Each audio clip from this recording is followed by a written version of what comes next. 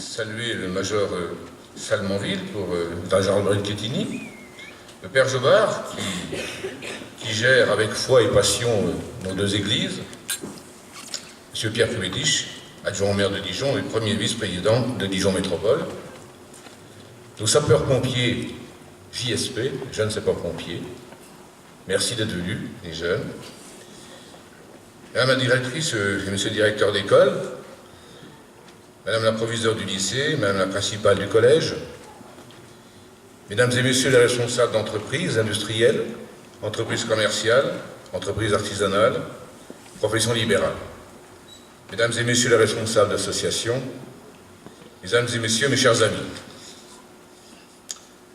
Avec l'équipe municipale, nous sommes très heureux de vous accueillir pour les vœux de notre ville.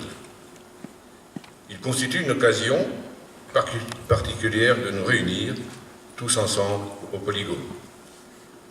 Nous vous souhaitons de trouver en 2018 toutes les raisons d'être heureux et toutes les forces nécessaires pour surmonter les épreuves. La cérémonie des vœux, pour nous, fait partie de la tradition républicaine. Et c'est toujours un vrai bonheur de voir si nombreux réunis pour célébrer cette nouvelle année. La cérémonie est le moment où l'on se retrouve, un moment joyeux, un moment de rassemblement et d'unité, un moment où nous avons l'esprit tourné vers l'avenir. Et quand on regarde l'avenir devant soi, les regrets, s'il devait y en avoir, cèdent la place aux espoirs. C'est ça la magie des vœux. Alors oui, résolument, il faut conserver cette tradition et la respecter. Mais il faut savoir également bousculer les traditions. Le début de cette année, nous sommes aujourd'hui le 11 janvier, c'est le moment propice non pas pour prendre de bonnes résolutions, mais cela fait déjà bientôt 4 ans que votre équipe municipale s'emploie avec beaucoup d'énergie et de détermination à mettre en œuvre un programme des élections que vous avez voté en 2014. Mon rôle de maire n'est pas seulement de gérer le quotidien pour le rendre meilleur, cela bien sûr est essentiel, mais c'est aussi de vous faire partager une vision, de donner un cap, bref, de nous projeter dans l'avenir. Bousculer les idées reçues, parfois les préjugés, bousculer les appréhensions et même parfois les consciences. Bref, bousculer pour basculer dans un nouveau temps, celui de la modernité, dans laquelle il faut s'inscrire, notre ville pour laquelle il faut la faire grandir, pour la rendre toujours plus attractive et encore plus vivante.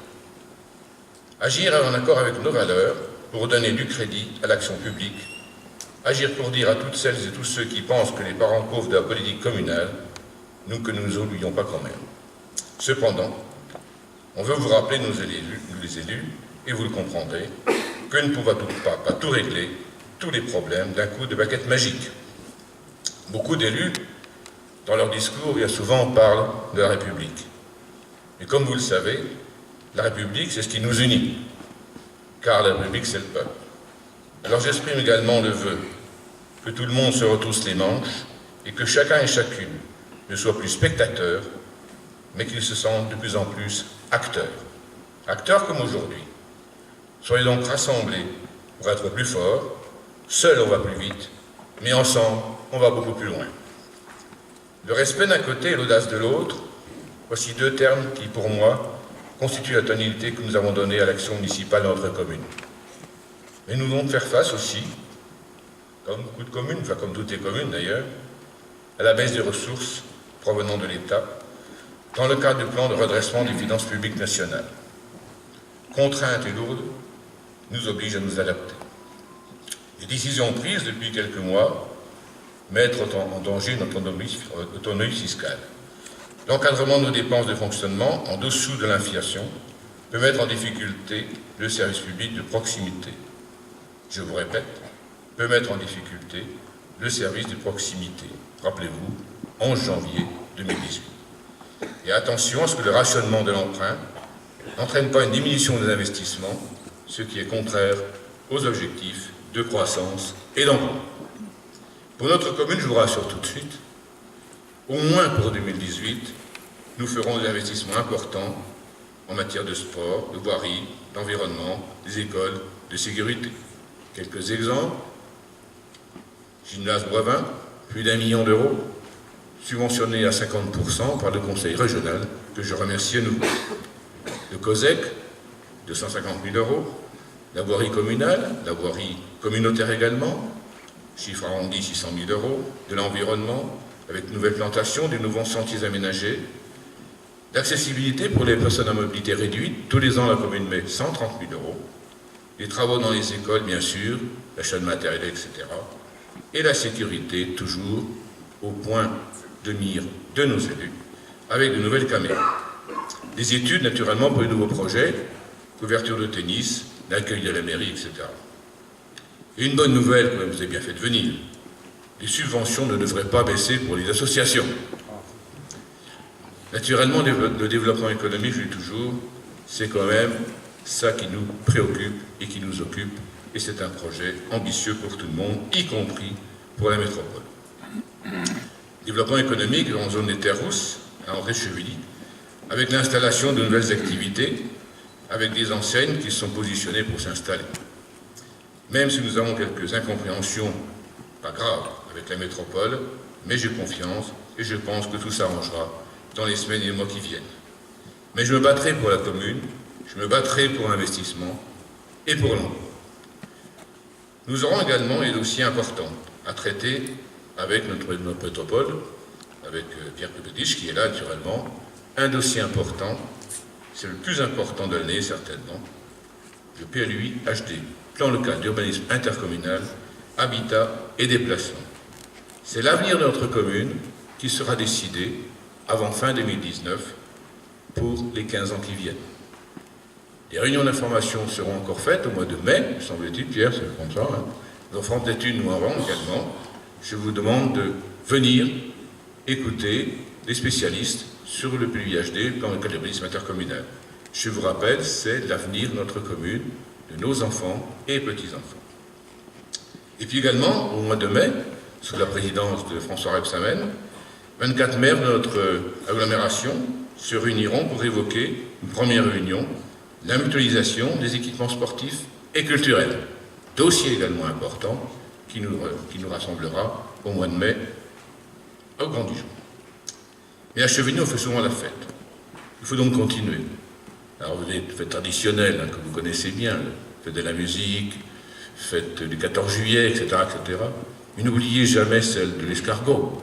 C'est une belle fête. 23-24 février 2018. 24-25 février 2018. N'est-ce pas? Notez bien. Nous avons eu 4000 personnes, je crois, l'an dernier. J'espère bien beaucoup plus encore cette année. Et puis, donc, vous l'avez appris tout à l'heure, il y aura 4 à 5 théâtres dans cette salle ici à Chevigny par an, à partir du mois d'octobre 2018, avec M. Pierre-Emmanuel Ortelli. Je vais maintenant naturellement remercier les chefs d'entreprise, les artisans, commerçants, professions libérales qui créent l'activité et les emplois sur notre commune. Merci à notre police municipale, nos sapeurs-pompiers, nos secours à DSPC 21, notre gendarmerie, notre peloton autoroutier et notre police nationale, bien sûr, qui jour et nuit sont dans nos vies.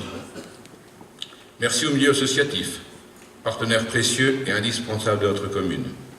Les associations sportives, culturelles et sociales sont le cœur de notre ville. Elles méritent l'implication et le soutien de chacun d'entre nous. C'est avec elles que se construit tout au long de l'année le lien social et que se façonnent de belles émotions partagées. Belle émotion partagée avec 120 bénévoles, c'était le Téléthon. Rappelez-vous, c'était le Téléthon, merci Annie, Lucienne, Benoît, Alain Duport, etc. Les 120 bénévoles qui les encadraient. C'était pour nous une belle soirée, on va dire, pas belle journée, belle soirée. 18 000 €. Merci à toutes et à tous, et merci aux entreprises qui ont participé également par des dons au Téléthon. Mais Chevigny a aussi son entreprise communale, avec ses 170 salariés, avec des agents qui travaillent avec professionnalisme pour répondre à vos demandes et satisfaire vos besoins, vos attentes, et faire face parfois à des situations difficiles que vous pouvez rencontrer. Ils mettent leur expérience à votre service. Mais avant de lever le verre de l'amitié, j'ai bien voulu vous exprimer mes remerciements à mes collègues élus, pour leur implication tout au long de l'année. Vous avez des élus qui agissent sans compter, ce sont des élus de proximité. Il me reste en conclusion, je vous souhaite une bonne et heureuse année pour 2018, bonheur et santé, et je vous invite à lever le verre de la République.